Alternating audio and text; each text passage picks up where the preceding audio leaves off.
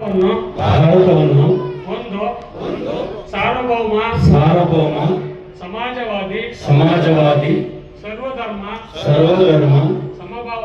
ಸಮಭಾವದ ಪ್ರಜಾಸತ್ತಾತ್ಮಕ ಗಣರಾಜ್ಯವಾಗಿ ರಚಿಸಲು ಮತ್ತು ಅದರ ಸಮಸ್ತ ನಾಗರಿಕರಿಗೆ ಸಾಮಾಜಿಕ ಆರ್ಥಿಕ ಮತ್ತು ರಾಜಕೀಯ ತ್ಯಾಗ ಮಾಡಿ ನಮಗೆ ಸಾಮಾಜಿಕ ನ್ಯಾಯನ ಕೊಟ್ಟೋಗಿದ್ದಾರೆ. ಬಟ್ ಈ ಸಮುದಾಯ ಕಾರ್ಯಕ್ರಮ ಅಂತ ಅಂದಾಗ ನಾವೆಲ್ಲರೂ ಕೂಡ ಅರ್ಧ ಗಂಟೆ ಊಟ ಮಾಡ್ಲಿಕ್ಕೆ ಏನಾಗಲ್ಲ. ದಯವಿಟ್ಟು ಕಾರ್ಯಕ್ರಮ ಮುಗಿಯೋ ತನಕ ಇದ್ದು ಗೋಪಾಲ್ಜಿಯವರ ಭಾಷಣವನ್ನ ಕೇಳ್ಕೊಂತ ತೆರಳಬೇಕು. ನಾನು ಕೂಡ ತುರ್ತಾಗಿ ಬೆಂಗಳೂರಿಗೆ ಮತ್ತೆ ಬರಬೇಕು, ಆದ್ರೂ ಕೂಡ ಅನಿವಾರ್ಯ ಪರಿಸ್ಥಿತಿ ಕೂತಿದ್ದೀವಿ ಅಂತೇಳಿ ಸಂದರ್ಭದಲ್ಲಿ ಹೇಳ್ತಾ ನಾನೇನು ಮಾತಾಡೋ ಸಮಯ ಇಲ್ಲ. ಗೋಪಾಲ್ಜಿ ಅವರಿಗೆ ಮಾತಾಡ್ತಾರೆ ಅಂತೇಳಿ ಸಂದರ್ಭದಲ್ಲಿ ಹೇಳ್ತೀನಿ. ಕಾರ್ಯಕ್ರಮ ಅತ್ಯಂತ ಯಶಸ್ವಿಯಾಗಿದೆ. ಈ ಕಾರ್ಯಕ್ರಮಕ್ಕೆ ಪ್ರತ್ಯಕ್ಷವಾಗಿ ಪರೋಕ್ಷವಾಗಿ ಸಹಕರಿಸಿದ ಎಲ್ಲ ನನ್ನ ಆತ್ಮೀಯ ಬಂಧುಗಳು ಧನ್ಯವಾದಗಳು. ತಗೊಳ್ಳುತ್ತೆ ಒಳ್ಳೆಯದಾಗಲಿ. ನಮಗೆ ಅವರನ್ನ ಇಲ್ಲಿಗೆ ಕರೆಸಿದಂಥ ನಮ್ಮ ಸಮಿತಿ ಅಧ್ಯಕ್ಷರು ಬಸವರಾಜು ಮತ್ತು ತಂಡ, ನಮ್ಮ ಗುರುಮೂರ್ತಿಯವರ ತಂಡಕ್ಕೆ, ನಮ್ಮ ವಾಸುದೇವರ ತಂಡಕ್ಕೆ ನಾನು ಕೃತಜ್ಞತೆಯನ್ನು ಸಲ್ಲಿಸ್ತಾ ಇದ್ದೇನೆ. ಬಹುಶಃ ಕಾರ್ಯಕ್ರಮ ತುಂಬ ಚೆನ್ನಾಗಾಗಿದೆ.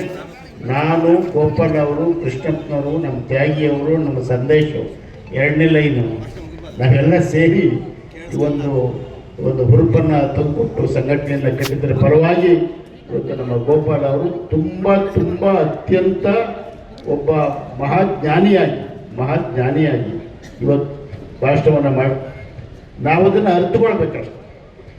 ಅರಿತುಕೊಳ್ಬೇಕು, ಅದರಂತೆ ಹೋಗಬೇಕು. ಮುಂದಿನ ಸಾರಿ ನಾವು ಮಾಡುವಾಗ ಬಸವರಾಜ್ ಅವರೇ ಅವ್ರು ಹೇಳಿದ್ದನ್ನು ಗಮನದಲ್ಲಿ ಇಟ್ಕೊಂಡು ಈ ಭಾಷಣವನ್ನು ಕೇಳೋದಕ್ಕೆ ಅವಕಾಶ ಮಾಡಿಕೊಡ್ಬೇಕು. ಬರೀ ಮೆರವಣಿಗೆಯಿಂದ ಮತ್ತೊಂದರಿಂದ ಅದಾಗಲ್ಲ ಅಂಥೇಳಿ ನಮ್ಮ ಊರಿಗೆ ಬಂದು ನಮ್ಮ ಗೋಪಾಲ್ ಅವರು ಇಷ್ಟೊಂದು ನಮಗೆಲ್ಲ ಜ್ಞಾನ ತುಂಬಿದ್ದಕ್ಕಾಗಿ ಅವರಿಗೆ ಮತ್ತು ತಾವು ಕಾರ್ಯಕ್ರಮವನ್ನು ಆಯೋಜಿಸೋದಕ್ಕಾಗಿ ನಮಗೆಲ್ಲ ವಂದಿಸಿ.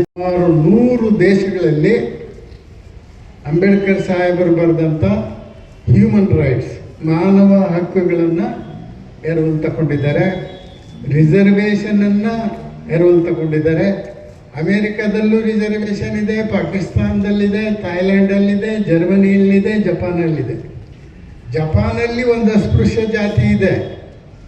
ಯಾರು ಓದಿದ್ದೀರಿ? ಬುರಾಕುಮಿನ್ ಅಂತ ಒಂದು ಜಾತಿ ಇದೆ. ಅದು ಅಲ್ಲಿ ಜಪಾನಲ್ಲಿ ಅಸ್ಪೃಶ್ಯರಾಗಿದ್ದರು.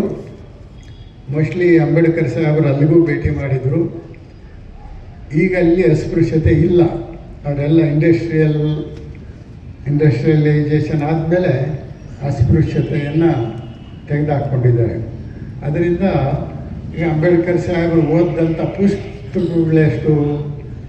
ಸುಮಾರು 55,000 ಪುಸ್ತಕಗಳನ್ನು ಓದಿರೋದು. ಪ್ರಪಂಚದಲ್ಲಿ ಯಾರು ಕೂಡ 55,000 ಪುಸ್ತಕಗಳನ್ನು ಓದಿಲ್ಲ. ನೀವು ತಗೊಳ್ಳಿ, ಸರ್ಕಾರಿ ಕೆಲಸಗಳಲ್ಲಿದ್ವಿ, ಅಂಬೇಡ್ಕರ್ ಸಾಹೇಬರು ಬರೆದಿರೋ 23 ವಾಲ್ಯೂಮ್ಗಳು ಓದಿಲ್ಲ. ನಿಮ್ಗೆ ಬೇಜಾರು ಆಗುತ್ತಾ ನಾನು ಬೈತಾ ಇದ್ದೀನಿ ಅಂತ? ಯಾರಿಗೆ ನಂಗೆ ಅನಿಸುತ್ತಾ? ಖಂಡಿತವಾಗಲೂ ಓದಬೇಕು. ನೀವು ಯಾವುದು ಓದಿಲ್ಲ ಅಂದರೆ the last few years with Baba Saheb Ambedkar ಅಂತೇಳಿ ನಾನಕ್ ಚಂದ್ರತ್ತು ಅವರು ಬರೆದಿದ್ದಾರೆ. ಅದು ಕನ್ನಡದಲ್ಲೂ ಪ್ರಕಟಣೆ ಆಗಿದೆ. ಅದನ್ನು ಓದ್ಕೋಬೇಕು ನೀವು.